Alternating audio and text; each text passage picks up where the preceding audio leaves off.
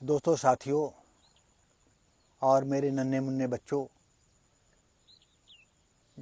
जैसा कि अभी तक हम बताते हैं और हम बच्चों को ज़्यादा धन्यवाद देना चाहते हैं, क्योंकि आज मॉडर्न युग है। मॉडर्न युग में जो है चकाचौंध की दुनिया है, तो ज़्यादातर बच्चे जो है चकाचौंध की दुनिया की ही कहानी को ज़्यादा पसंद करते हैं और गांव खेरे की, झीलों की, इस तरह की कहानियों में कोई बच्चे रुचि नहीं लेते। लेकिन जो बच्चे ये कहानी सुन रहे हैं, जान रहे हैं, समझ रहे हैं, मैं उनको अपने दिल से बहुत बहुत प्यार उन्हें देना चाहता हूँ और ये बताना चाहता हूँ कि साथियों और बच्चों, मेरे जो है व्यूअरों, कि ये ऐसी घटना रही कि हम आपको बता दें, ये ब्लॉक सिकंदरपुर सरोसी जो उन्नाव ज़िले में आता है और उन्नाव ज़िला जो है उत्तर प्रदेश में आता है और उत्तर प्रदेश इंडिया का एक स्टेट है।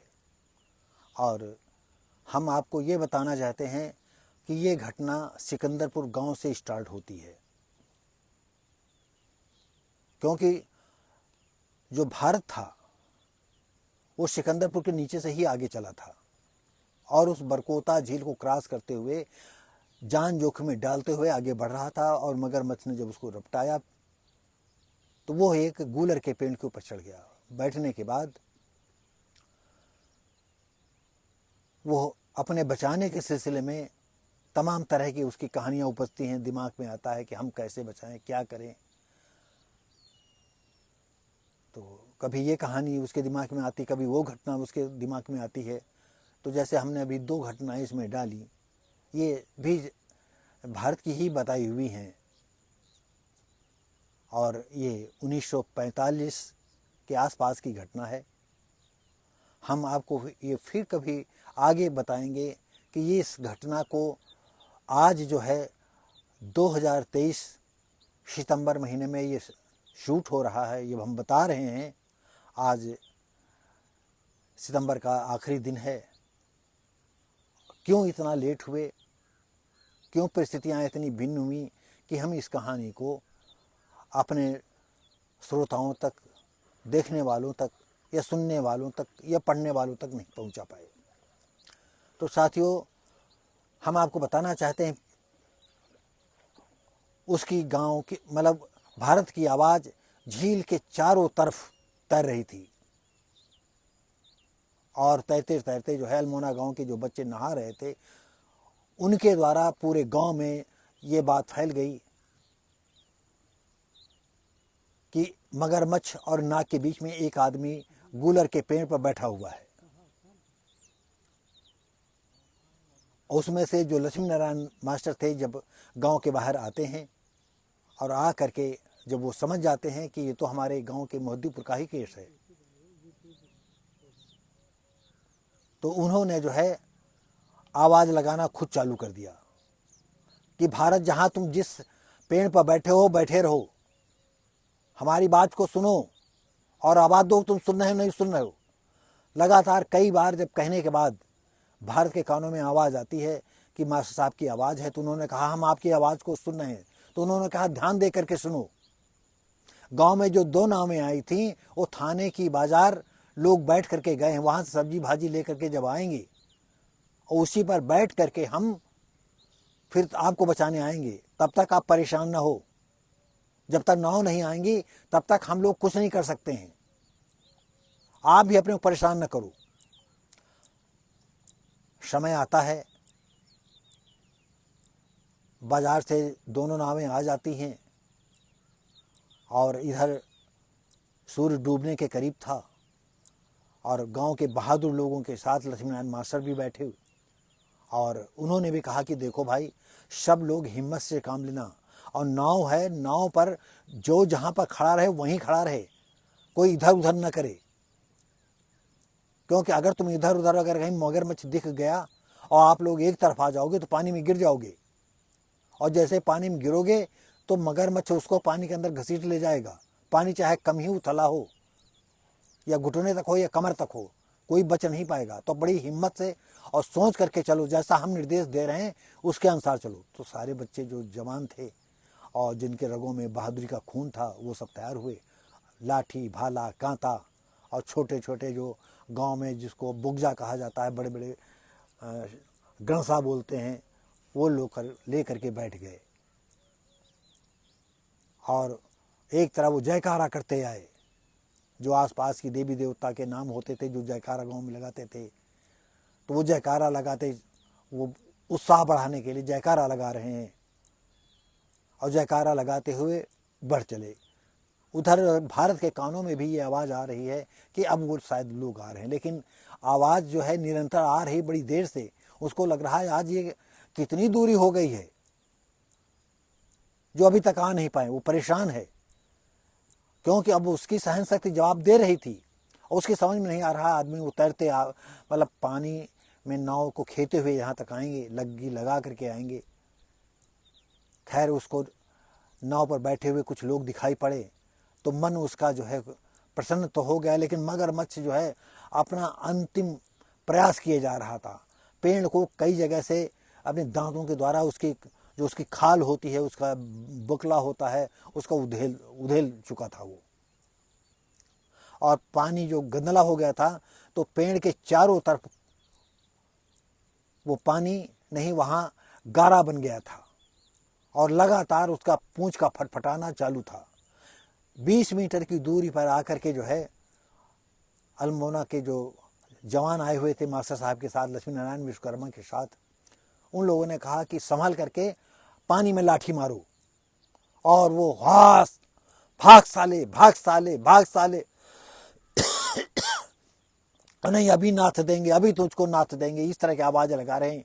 तो बातों के जोश करने से, उनकी आवाज़ निकलने से उनमें जो है काफ़ी अच्छा उनको लग रहा था, काफ़ी बहादुरी की याद आ रही थी उनको, और कोई डर नहीं रहा था। लेकिन डर तो ये रहे थे कि अगर हम पानी में जो है निश्चिंत हो जाएंगे तो नाव में खड़े लोगों को जो है मगरमच्छ कहीं ऐसा न हो पानी में घसीट ले। वो लगातार पानी में लाठियां पटक रहे थे छपाक छपाक। एक तो जो है बरकोता झील की उताल तरंगे जो है अपना ही आवाज़ कर रही थी, उनका बरकोता झील के पानी का प्रवाह ही शोर कर रहा था।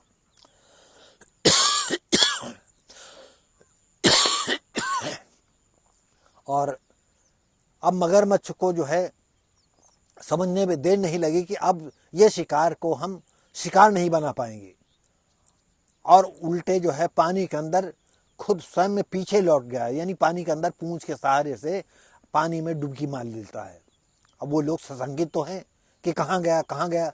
एक कहते हैं चलो चलना तो ही है, हम इतने लोग हैं, आवाज़ करते रहना और लाठी फटकारते रहना। और धीरे धीरे लाठी फटकारते फटकारते करीब जो है 2 मीटर की दूरी पेड़ रह गई, वो खड़े हो गए क्योंकि आगे सब गारा बना हुआ था। उन्होंने कहा कि भारत हम लोग आ गए हैं, अब उतरो। भारत ने जब अपने हाथ खोलने का प्रयास किया, कई घंटे जो है उस डाल को पकड़े हुए था, तो डाल उसकी नहीं खुल रही थी। हाथों से हाथ नहीं उसके ढीले हो रहे थे, उंगलियां उसकी ढीली नहीं हो रही थी। उसने फिर उन्हें भी ना मास्टर साहब से क्या कि मास्टर साहब मेरे हाथ नहीं खुल रहे हैं। मास्टर साहब जानते थे कि इतनी देर से बैठा हुआ है, लेकिन इस समय प्यार और हमदर्दी दिखाना जो है बेकार थी। उन्होंने थोड़ा डांटते हुए कहा, अरे भाई तुम पानी में, हम सब लोग खड़े हैं, नाव पे खड़े हैं, अगर तो हिम्मत बनाओ और डाल को मजबूती छोड़ो, और नहीं छोड़ोगे तो हम थोड़ी देर वेट करेंगे, नहीं चले जाएंगे, जल्दी करो, मगरमच्छ कहीं हम लोगों पर हमला न कर दे। अब भारत बेचारा क्या करे। भारत ने उसने जो है तुरंत ही जो है डाल को बड़ी मुश्किल में जो है छुड़ाया। एक हाथ जब छूटा तो दूसरे हाथ से उसकी उंगलियों को सीधा किया। सीधा करने के बाद उसके हाथों में जो है झंझनाहट पैदा हुई।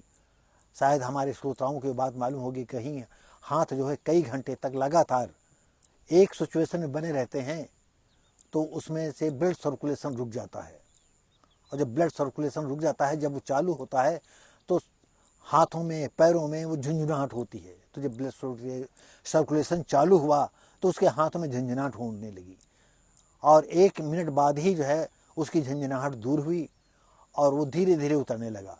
डाल पकड़ करके सबसे पहले उस तने को जो है अपने पैरों में फंसाया, और थोड़ा नीचे आकर के अपने हाथों में पेड़ के तने को जो है घसीट लिया, मतलब जकड़ लिया अपने हाथों में, और थोड़ा ही निकला था कि सारी शक्ति जैसे उसकी ख़त्म हो गई हो, और थोड़ा सरसराया नीचे, और सरसरा करके जो है नीचे पानी में झम से आकर के गिरा, जो गारा बना हुआ था। खैर अभी उसकी हिम्मत तो थी ही, और हिम्मत न करता तो क्या करता, 2 मीटर की दूरी पर नाव खड़ी थी, आदमी उस पर जो है चारों तरफ गौर कर रहे, दिमाग लगाए हुए थे कहीं मगरमच्छ तो नहीं आ रहा।